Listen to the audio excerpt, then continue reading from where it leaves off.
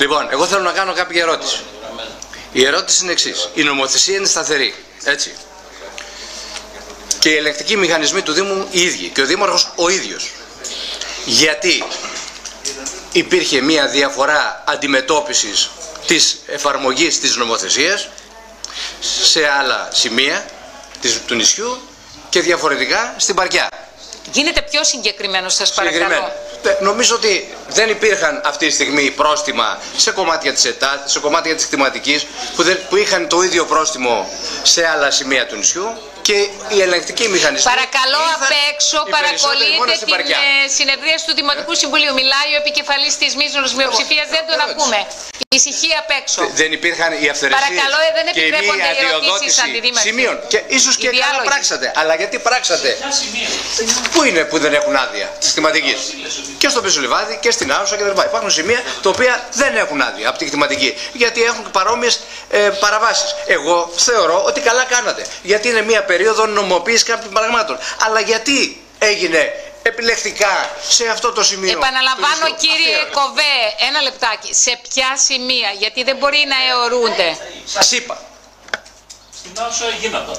Εντάξει, ωραία. Παρακαλώ, άλλη ερώτηση. Άλλη ερώτηση. Ποιος αντικαταστά τον αντιδήμαρχο?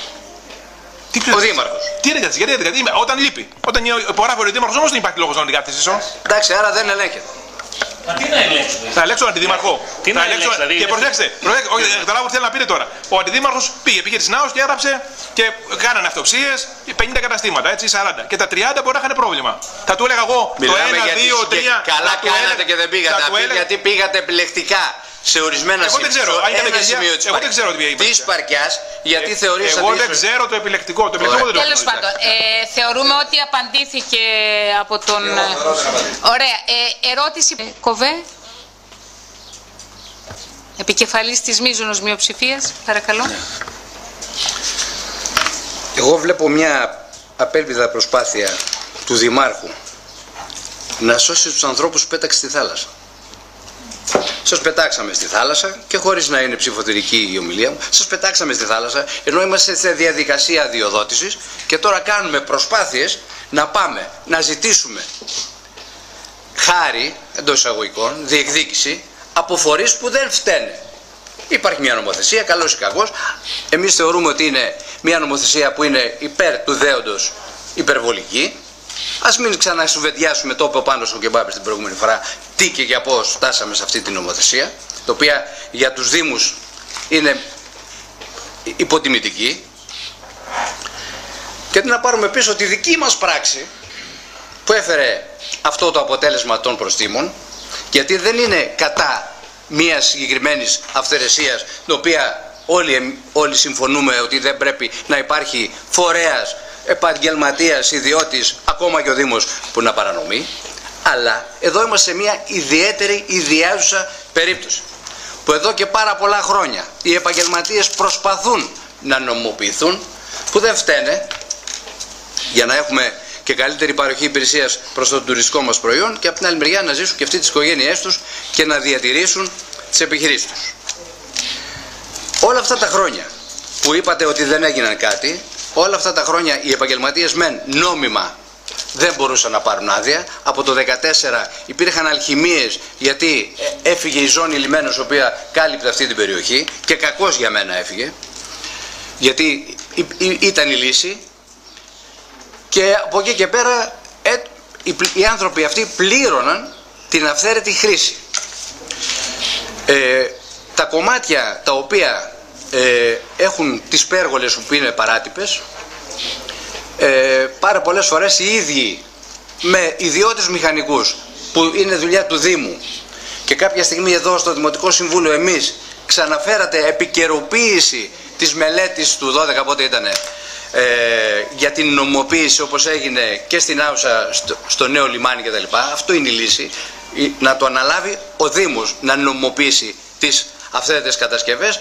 Γι' αυτό φέρατε ίσως της παραλιακής, όχι της ΕΤΑ. Ναι, της παραλιακής. Της παραλιακής. Σύμφωνοι. Λοιπόν, ξέρετε ποιος είναι υπεύθυνος σε μόνιμη κατασκευή να πληρώσει τα πρόστιμα? Ο ιδιοκτήτης. Ο ιδιοκτήτης είναι λοιπόν στο δημοτικό κομμάτι, ο ιδιοκτήτης είναι στη δημοτική και ο ιδιοκτήτης είναι στην ΕΤΑΔ. Αν θέλει να είναι ιδιοκτήτης. Η νομοθεσία είναι ξεκάθαρη. Στις μόνιμες κατασκευές που αυτές θεωρούνται, δεν λέμε στις κατασκευές οι οποίες είναι πρόχειρες, αυτές θεωρούνται μόνιμες κατασκευές και υπεύθυνος είναι ο ιδιοκτήτης. Αυτό πρέπει να διεκδικήσουμε. Ο ιδιοκτήτης είναι. Ιδιοκτήτης λοιπόν η ΕΤΑΔ, ιδιοκτήτης η χρηματική και σε πάρα πολλά σημεία είναι ο ιδιοκτήτης ο Δήμος. Άρα λοιπόν είναι μια άλλη διεκδίκηση. Ο ιδιοκτήτης αφού θέλει, εγώ είναι δικό μου και εγώ το αξιοποιώ και εγώ θέλω τα χρήματα να τα πάρω, αν είναι παρανομία δεν δίνω, να έρθει να τα γκρεμίσει και να τα φτιάξει με άδεια. Ο ιδιοκτήτης. Γιατί αυτή είναι η νομοθεσία. Άρα λοιπόν, να μην λέμε πράγματα και να διεκδικούμε εκεί και να στοχεύουμε με νομικά επιχειρήματα εκεί που πρέπει και να διεκδικούμε την πραγματικότητα. Και όχι, όπως είπα πριν, να πετάμε τον άλλον στη θάλασσα και να προσπαθούμε να το σώσουμε και λέμε σε σώσαμε. Όχι, εμείς σε πετάξαμε στη θάλασσα. Αυτό ευχαριστώ. Ευχαριστούμε κύριε Κοβέο. Και στην Άουσα, το κομμάτι του Αγίου Δημητρίου, που εκεί δεν υπάρχουν πέργολες και εκεί ταλαιπωρήθηκαν εκεί οι άνθρωποι, υπάρχει ένα παράνομο, δεν είναι παράνομο, ένα έργο το οποίο θα μας πει ο πρόεδρος ΔΕΙΑ, αν συνεχίσει. Η ΔΕΙΑ επί με δικών μας ημερών έκανε τεράστιες προσπάθειες να νομιμοποιήσει, γιατί το παράνομο έργο στην Άουσα εκεί είναι το έργο της ΔΕΙΑ. Έχει σχέση με το θέμα μας. Βεβαίως. Γιατί είναι τα μαγαζιά τα οποία εκεί δεν μπορούν να πάρουν άδεια λόγω του αυθαίρετου έργου. Αυτό δεν είναι αυθαίρετο, είναι ένα έργο το οποίο έχει νομιμότατο, είναι ο αγωγός, το υπερυψωμένο κομμάτι.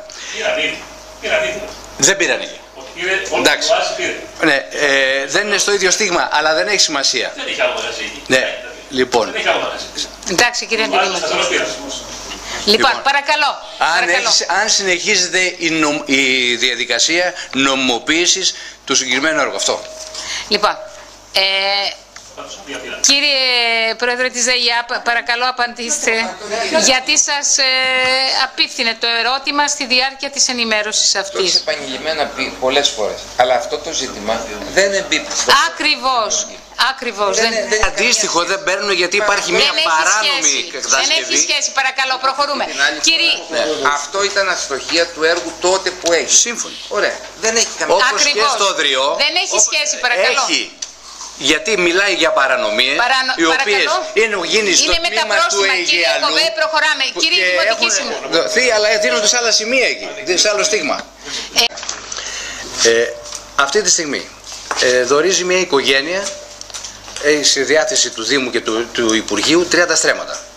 Αυτό πολεοδομικά, γιατί εγώ θα ήθελα σε κάθε πρόταση να είχαμε και την εισήγηση του πολεοδομικού γραφείου του Σπάρου, που να λέει αυτό το ακίνητο είναι σε ένα ενιαίο χώρο το οποίο μπορεί να γίνει κατάτμιση ή δεν μπορεί να γίνει κατάτμιση, τι συν-πλήν έχει κατάτμιση, πόσα τετραγωνικά χτίζει αυτό το ακίνητο. Και από την άλλη μεριά, αυτό θέλω, είναι ερώτηση, το έχουμε κάνει. Ερώτηση δεν είναι. Συγγνώμη, δεν είναι ερώτηση αυτό που κάνουμε. Έχουμε πει σε αυτό το οποίο δωρίζεται. Έχω στείλει από πέρυσι στη Ιερική Διαθήκη, επειδή που έλαβα δήμαρχος μου στάλθηκαν αυτά. Έχω στείλει στο γραφείο Πολεοδομίας, δεν έχω πάρει σχετικό. Ναι, τι ερωτήσεις αυτό. Σε κάθε περίπτωση όμως, εγώ δεν έχω βάλει το θέμα. Έχω πει δύο ακίνητα θα πάνε στην ΚΤΙΠ. Η ΚΤΙΠ είναι εταιρεία με τον κατασκευαστική, είναι παλιά τεπανόμου. Ωραία, αυτοί θα εξετάσουν λοιπόν και τα δύο ακίνητα και όποιο πληρεί τις προϋποθέσεις θα μας κάνει τις προτάσεις του. Ναι, μετά το άλλο. Αυτή τη στιγμή έχουμε 30 στρέμματα μιας οικογένειας που δωρίζει. Εμείς, ως Δημοτικό Συμβούλιο, έχουμε αποφασίσει. Λέει δωρίζει για να γίνει διαδομικές, δεν λέει πουτά, δεν λέει Δήμο. Σύμφωνοι. Εμείς, άλλη ερώτηση κάνω. Εμείς, ως Δημοτικό Συμβούλιο, έχουμε αποφασίσει από τα 250 στρέμματα πόσα θα παραχωρήσουμε για τη δομή υγείας στην οποία θέλουμε. Στο αεροδρόμιο. Στο παλιό αεροδρόμιο. Είχα πει την άλλη φορά, επειδή βρήκα την μελέτη του Επιβραμόπουλου που ήταν σε μια έκταση 15 στρεμμάτων κτλ. Βάλαμε 16 στρέμματα και άνω να μπορεί να καλύπτει στο υπάρχον αεροδρόμιο. Έχουμε πάρει απόφαση εμείς πόσο χώρο από τα 250. Όσο χρειάζεται. Κοιτάξτε, τώρα προφανώς. Γιατί έτσι, το ένα, αν πάμε δίνουμε 16 και άλλο. Όχι, δεν πούμε.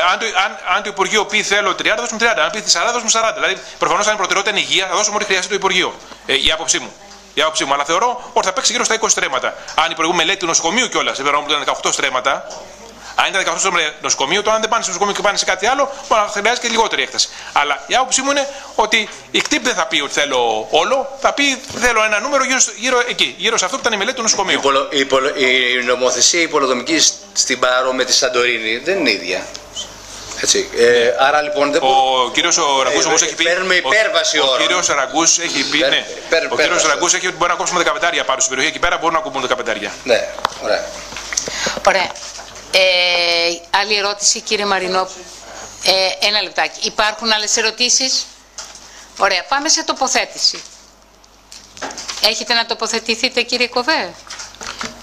Να τοποθετηθώ. Πρώτα απ' όλα, εμείς ως παράταξη είχαμε προτείνει και προεκλογικά το χώρο του παλιού αεροδρομίου. Σαφέστατα είναι δεκτή οποιαδήποτε προσφορά και ιδιαίτερα από μια δωρεά, το οποίο θα μας μείνει και εμάς το δικό μας ακίνητο ανέπαφο και μπορούμε να το αξιοποιήσουμε με τον καλύτερο τρόπο. Αλλά σας είπα, πρέπει να δούμε όλα τα στοιχεία και πρώτα απ' όλα τι πρέπει και τι θέλουμε. Σαφέστατα η νομοθεσία ορίζει ότι στην Πάρο δεν μπορεί να γίνει νοσοκομείο. Εγώ είχα κάνει πάρα πολλές επικοινωνίες με όλες τις κυβερνήσεις. Είχαμε αξιοποιήσει και αυτή τη μελέτη του κ. Αβραμόπουλου, γιατί αυτή θα πήγαινε πακέτο και θα κούβουν απάνω και ήταν έτοιμη. Και το 2016 είχαμε βρει και άλλες μελέτες που θα μπορούσαν κάλλιστα να προσαρμοστούν προς το ακίνητο το οποίο θα δινόταν στην Πάρο. Η πρότασή μας όμως υπήρχε μια άλλη πρόταση που είναι ίσως πολλές φορές λίγο πιο αισιόδοξη και λίγο παραπάνω από ότι πρέπει ίσως να ορίζει η νομοθεσία. Και όταν μίλησα με τον Υπουργό τον κύριο Πλεύρη, του μίλησα για ένα μητροπολιτικό νοσοκομείο. Δηλαδή, και να σας εξηγήσω τι εννοούσα. Σαφέστατα νομοθεσία δεν επιτρέπει νοσοκομείο, επιτρέπει μια δομή, αναβαθμισμένη δομή υγείας στο νησί μας. Άρα λοιπόν, πρώτο κρατούμενο είναι διατηρούμε, αναβαθμίζουμε το ήδη υπάρχον νοσοκομείο, κέντρο υγείας. Δεύτερον, κοιτάμε πώς θα κάνουμε μια αναβαθμισμένη δομή και αυτό το κέντρο υγείας που είναι τώρα και διορθώνεται, και να ευχαριστήσουμε και τη ΔΥΠΕ και τον κύριο Ρελό και το Υπουργείο για αυτή την ανακαίνιση, αλλά τέλος πάντων κάποια στιγμή πρέπει να τελειώσει. Και το επόμενο βήμα, το οποίο ήταν σαφέστατο, ονειρικό, αλλά γιατί να μην χτυπάμε ψηλά, αφού είχαμε πάρει όλα αυτά τα στάδια. Το Μητροπολιτικό Νοσοκομείο είχα μιλήσει με τον κύριο Πλεύρη, τον Υπουργό τότε, και του λέω: εμείς σας δίνουμε 250 στρέμματα. 250 στρέμματα δεν υπάρχουν πουθενά στο Νότιο Αιγαίο ως δομή υγείας. Δεν θέλουμε νοσοκομείο. Θέλουμε κάτι παραπάνω ώστε να μπορούμε να καλύπτουμε έστω υπερφύαλα το Νότιο Αιγαίο, γιατί δεν υπάρχει πουθενά, δεν έχει ως κράτος μια τέτοια μεγάλη δομή. Άρα μια ομπρέλα νοσοκομείων που να καλύπτει όλο το Νότιο Αιγαίο. Δύσκολο, ονειρικό, σύμφωνοι. Αφού είχαμε πετύχει πρώτον την αναβάθμιση και στελέχους του υπάρχοντος κέντρου υγείας, αφού διεκδικήσουμε τη νέα δομή υγείας, ας χτυπήσουμε και λίγο ψηλά. Τη γη την έχουμε. Και αν την κατακαιρματίσουμε, στο τέλος δεν θα έχουμε. Άρα λοιπόν πρέπει να αποφασίσουμε τώρα, πριν δοθούν κομμάτια αυτού του χώρου, ότι ξέρετε κάτι, εμείς θα κυνηγάμε το μεγάλο μας όνειρο, το οποίο είναι μεγάλο, αφού έχουμε καταφέρει τα δύο μικρά, και δεν πρέπει να σταματήσουμε να διεκδικούμε το κάτι έστω ονειρικό και μεγάλο. Αυτή ήταν δική μας έστω ονειρική όχι. Ευχαριστούμε, κύριε Κοβέ. Ναι, κύριε Κοβέ, παρακαλώ, γι' αυτό ρώτησα. Τέλειος. Λοιπόν, αν καταλάβατε, εμείς δεν είπαμε για νοσοκομείο στην Πάρο. Είπαμε ένα νοσοκομείο που μπορεί να καλύπτει τις 250.000 που ορίζει η νομοθεσία του Νότιου Αιγαίου. Νότιο Αιγαίο. Ναι, γιατί θα μας πείτε πόσο στελεχωμένα και πόσα νοσοκομεία υπάρχουν στο Νότιο Αιγαίο με αυτό το οποίο ζητάμε.